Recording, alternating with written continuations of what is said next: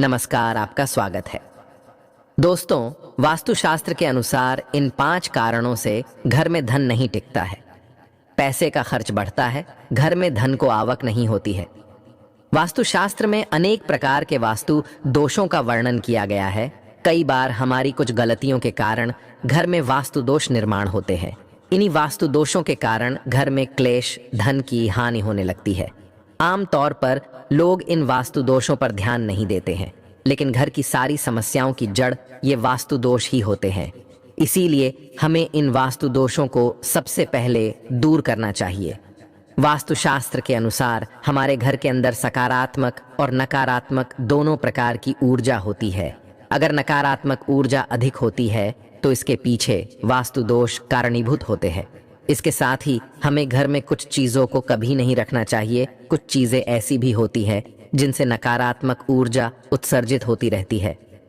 वास्तुशास्त्र में इन वस्तुओं को घर में रखने से साफ मना किया गया है, लेकिन कई लोग जाने अनजाने में इन चीज़ों को अपने घर में रखते हैं, जो को बहुत गलत होता है।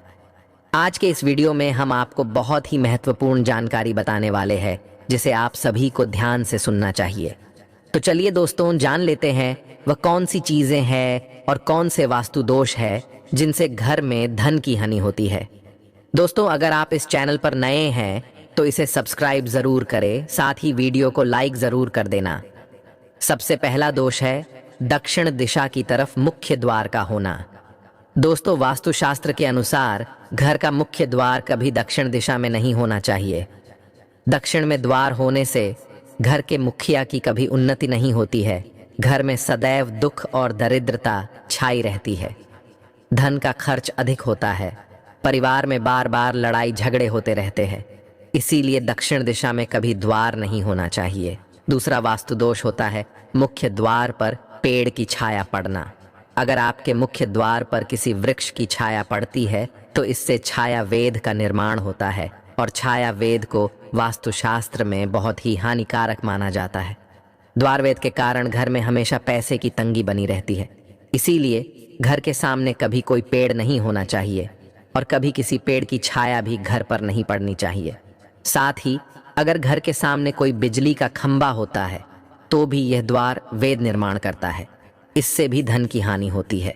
मुख्य द्वार के सामने पानी की टंकी कभी नहीं रखनी चाहिए। पानी की टंकी से भी द्वार वेद निर्माण होता है। मुख्य द्वार के सामने गंदा पानी फैला हुआ नहीं होना चाहिए।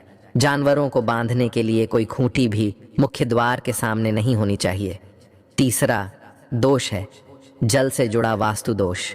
वास्तुशास्त्र के अनुसार नल से लगातार टपकता पानी धन के नाश का कारण होता है। अगर आपके घर का कोई नल खराब है जिससे लगातार पानी टपकता है तो उसे जल्दी ठीक करवा लें, क्योंकि वास्तुशास्त्र में इसे सबसे बड़ा दोष माना गया है। चौथा वास्तु दोष निर्माण होता है दरारों के कारण। अगर घर की दीवारों पर दरारें हैं अथवा दरवाजों में भी दरारें दिखाई देती हैं तो इन दरारों के कारण भी दोष निर्माण होते हैं। वास्तुशास्त्र के अनुसार घर में किसी भी प्रकार की दरारें अथवा छेद नहीं होने चाहिए। दरारें नकारात्मक ऊर्जा निर्माण करती है। साथ ही मुख्य द्वार को खोलते अथवा बंद करते समय आवाज नहीं आनी चाहिए। इससे स्वरवेद निर्माण होता है। स्वरवेद के कारण घर में क्लेश बढ़ता है। और पांचवा दोष है घर की दहलीज से जुड़ा। अगर घर के मुख्य द्वार पर दहलीज नहीं होती है तो ऐसे घर में कभी निवास नहीं करना चाहिए। दहलीज के बिना मुख्य द्वार अधूरा होता है। दहलीज घर की रक्षा रेखा होती है। किसी भी प्रकार की नकारात्मक शक्ति इस दहलीज को पार नहीं कर सकती, क्योंकि दहलीज पर शुभ चिन्ह बनाए जाते हैं। दहलीज के बिना घर असुरक्षित होता है।